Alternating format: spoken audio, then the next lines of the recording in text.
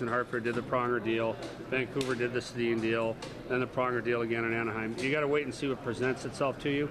I hope I'm never the star of the draft again, because when we did the Pronger and Sedin deals, we had top 3 picks both times, and I hope I'm not in that position again. What is your priority? Is it the roster that you put on the ice, or is it the hockey operations department and getting that in order?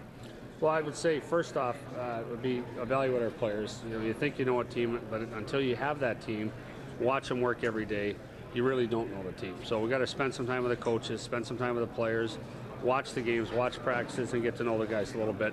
Hockey ops, I think, can take care of itself. I really believe in the group.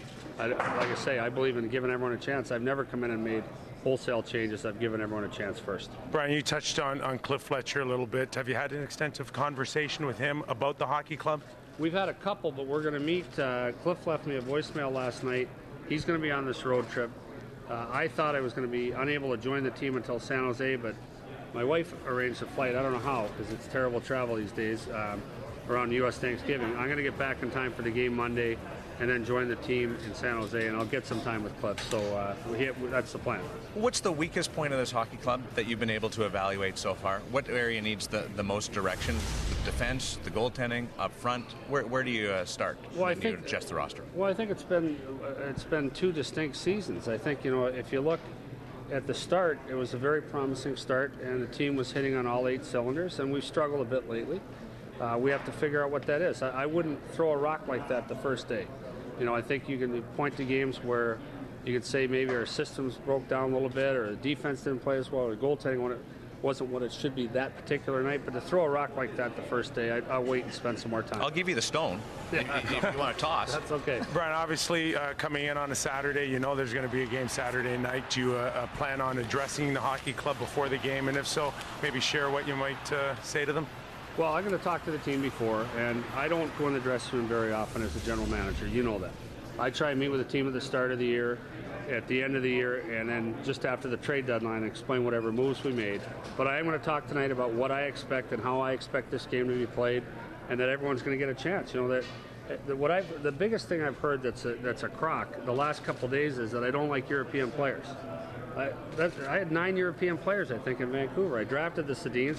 I don't care where a player is born. I just care how he plays. As long as he plays a certain way, and that's in-your-face hockey. This team has been run on a number of occasions. I got to believe that's going to stop with you. Well, I don't know how quickly it's going to stop, but it's going to stop. My teams don't get run. My teams run people. Does that mean we get some muscle infused in the organization? Yes. DeVoe, what do you know about him? Because it appears that that might be the only guy that can really throw them out there. Well, I don't know the player. I've seen him play. I've seen the reports on him.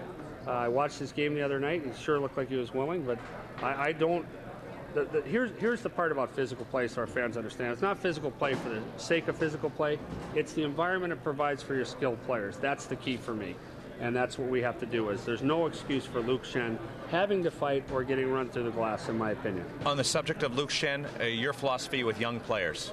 18-year-olds coming into the National Hockey League. Is he here for the rest of the year? Yes. Other than would I entertain a request from Team Canada, I will listen to that request. My guess is based on his minutes, it wouldn't make any sense for our fans.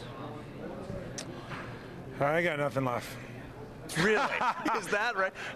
He got me all choked up with the compliment right off the top of the head. Did you know? I don't know whether you're aware of this, but your first trade as a general manager in the National Hockey League was to acquire him. Yep.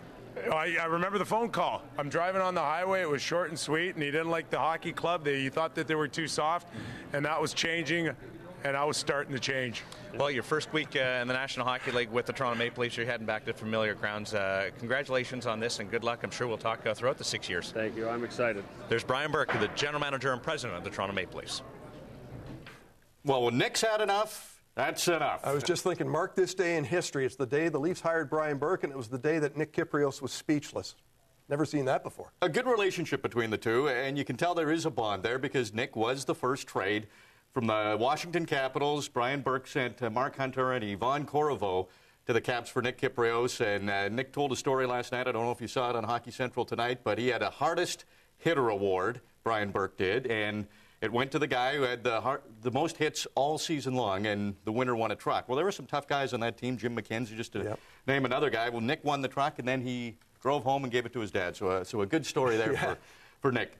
I thought it was interesting what he said. My teams don't get run, we run people. And right away he says, has to protect Luke Shen. He was fighting as an 18-year-old, fighting as a 19-year-old. I talked to Luke. He didn't fight a lot in junior. He was a skilled guy. They wanted him on the ice. It's very evident in watching Luke Shen that he doesn't mind becoming engaged physically, but he's not a fighter. And if he continues to drop his gloves, he's going to get hurt. So I like the fact that Brian Burke says, you know, we're going to protect our skilled players, and that's the environment we want to have in this hockey club. I think it's the right way to go. So for tonight's game, do you expect to see the players pretty fired up? What do you think their reaction's going to be? No question. Like I said off the top, this is audition time. So expect Jamal Mayers to drop the gloves. Expect the new guy to drop the gloves, and maybe some guys that we don't even normally see fighting. Brian Burke has done pretty much everything. He played a little bit, not in the National Hockey League level, but he does have a law degree, was a player agent, was with the league as the disciplinarian for a little while, and of course was a GM with Hartford, Vancouver, Anaheim, and now the Toronto Maple Leafs, the 13th general manager in their history, saying it's a dream come true, and there's no question the Maple Leafs are one of the top organizations in all of sports. A lot more on the Brian Burke